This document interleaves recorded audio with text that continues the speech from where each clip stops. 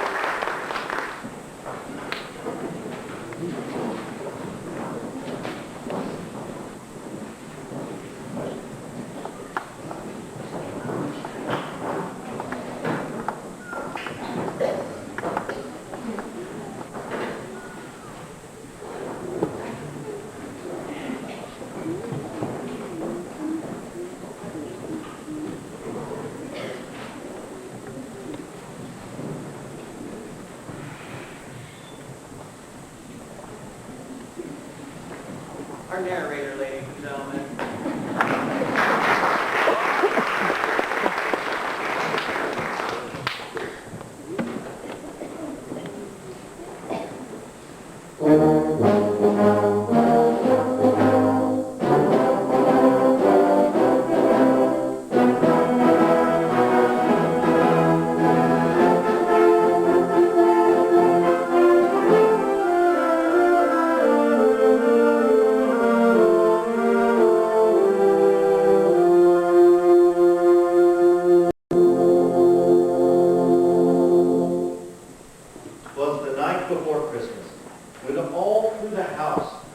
Not a creature was stirring, not even a mouse.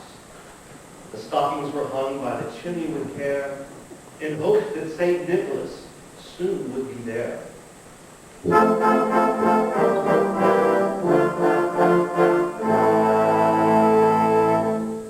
The children were nestled all snug in their beds, while visions of sugar plums danced in their heads.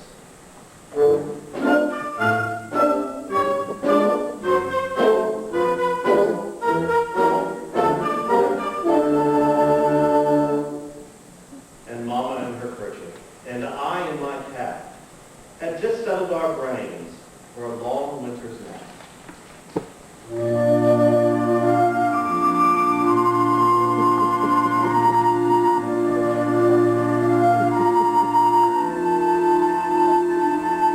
When out on the lawn there arose such a clatter, I sprang from my bed to see what was the matter.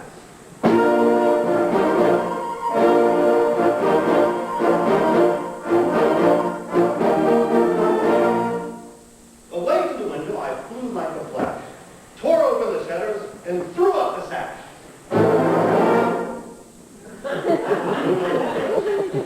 The new fallen snow gave a luster of midday to objects below.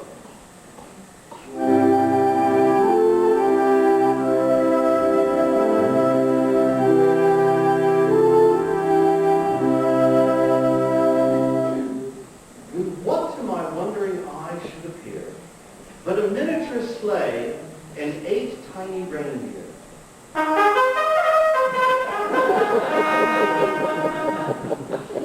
With a little old driver, so lively and quick, I knew in a moment it must be St. Nick.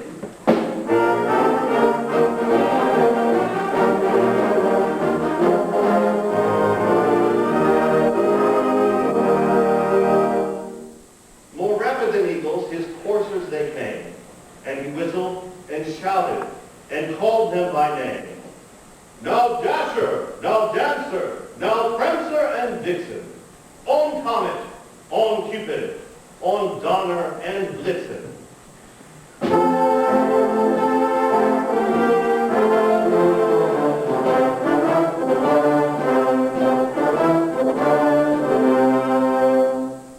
To the top of the porch, to the top of the wall, now dash away, dash away, dash away all.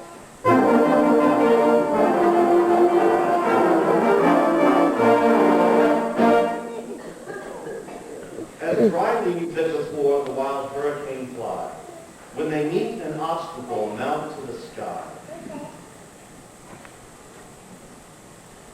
So up to the housetop the coursers they flew, with sleigh full of toys, and St. Nicholas too.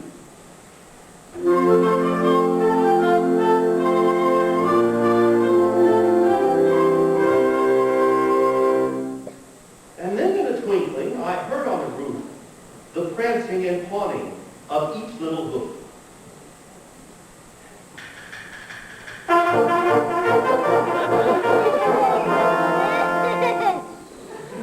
As I drew in my head, it was turning around. Down the chimney, St. Nicholas came with a bound.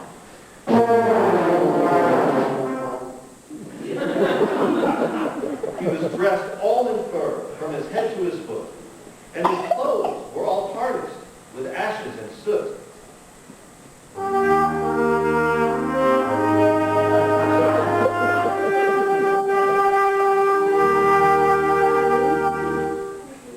Above the little toys, he had plum on his back, and he looked like a peddler, just opening his pack.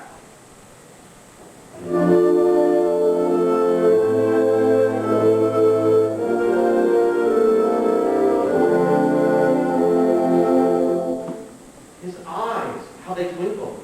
His dimples, how merry. His cheeks were like roses, his nose like a cherry. And the beard on his cheek, white as the snow.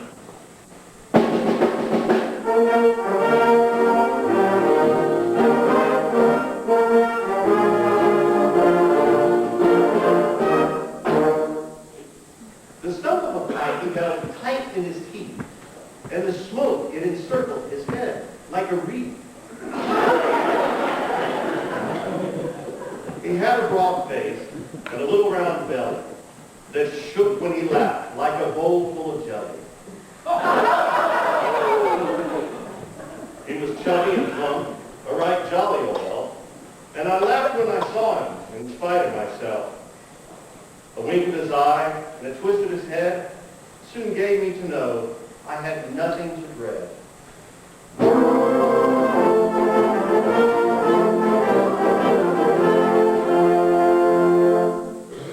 He spoke not a word, but went straight to his work, and filled all the stockings, then turned with his jerks, and laying his finger aside of his nose, and giving a nod, up the chimney he rose.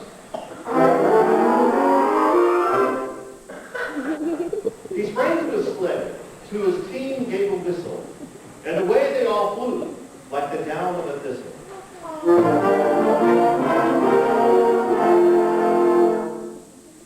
But I heard him exclaim as he drove out of sight, "Merry Christmas to all, and to all a good night."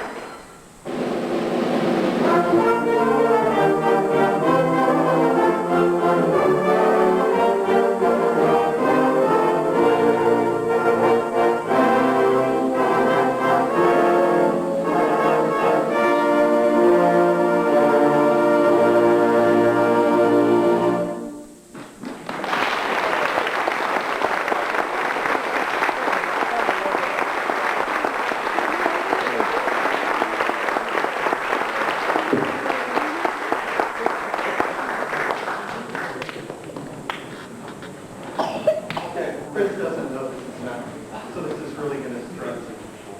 But those of us in the group wanted to do a little something, and now would have been appropriate time to do that.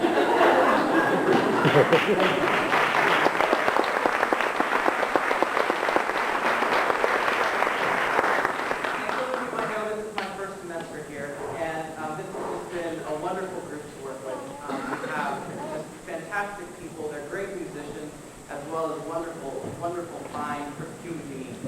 And I mean, anytime I ask them to do anything, whether it's musical or whether it's helping out or whatever, they're always there to say yes, say what do you want, how do you want to do it, that's great.